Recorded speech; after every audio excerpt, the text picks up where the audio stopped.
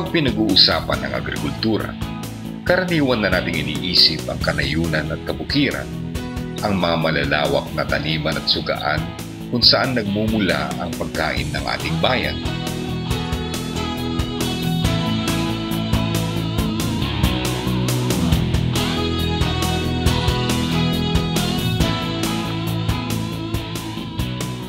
Malaki ang naiaambag ng sektor ng agrikultura sa ating ekonomiya.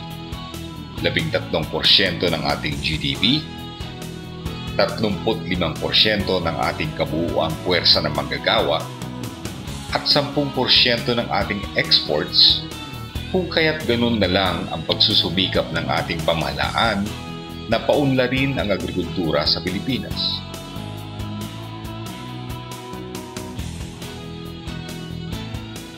Sa pagsisikap ng ating kagawaran ng agrikultura o DA na palaguin ang sektor na ito, nakikinita ng kagawaran na ang pagpapalaganap ng urban agriculture ay isang posibleng tugon sa pagpaparami ng pagkain para sa bansa.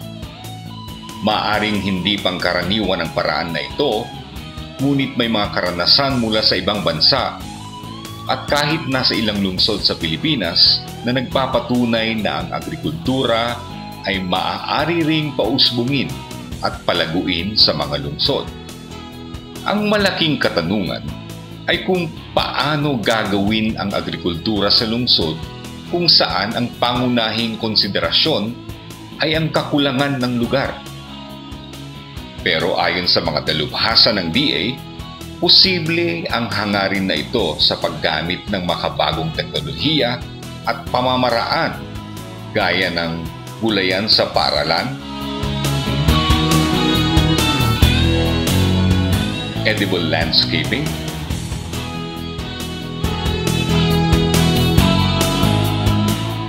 green ripraping,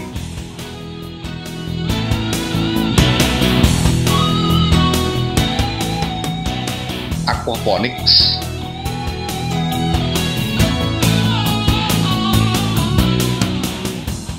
container gardening, at iba pa.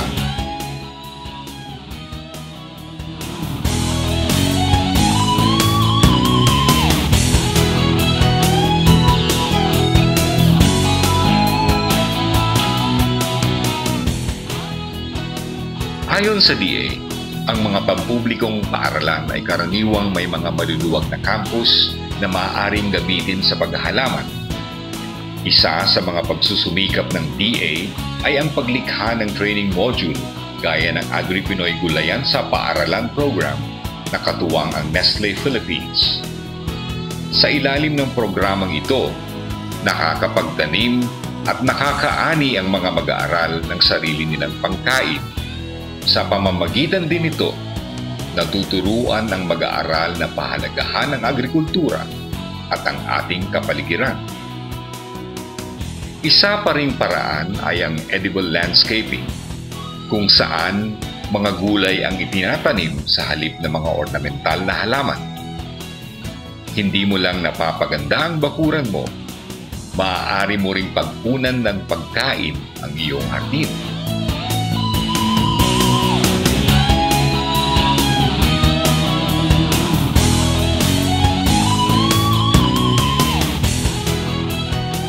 Bukod sa pagbibigay ng pagkain, mayroong maraming iba pang benepisyong dulot ang urban agriculture tulad ng pagpapataas ng nutrisyon ng mga preschoolers at ng maralitang tagalungsod, pagtiyak sa kaligtasan ng pagkain sa pamamagitan ng organic farming, dagdag kita sa sobrang ani, pagkakaroon ng ipon mula sa perang pambilisanan ng pagkain, at ang pagpapalaganap ng biodiversity at pagbabalik buhay sa mga tumatabang na lupa.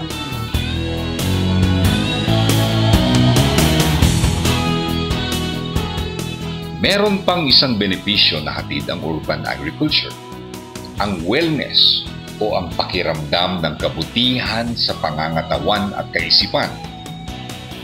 Maraming mga naghahalaman sa mga kalunsuran ang nagpapatunay na ang pag-aalaga at pagpapatubo ng halaman ay hindi lamang nagtatanggal ng stress, kundi nagbibigay din ng kabuuang pakiramdam ng katiwasayan.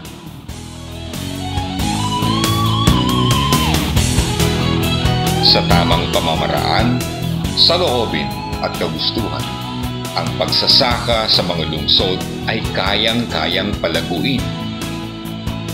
Sa ganap na panahon, kakayanin na nating umani ng pagkain mula sa konkretong gubat na ating mga kalungsuran at gawin natin itong lumpiang paraiso ng kagandahan at kaayusan.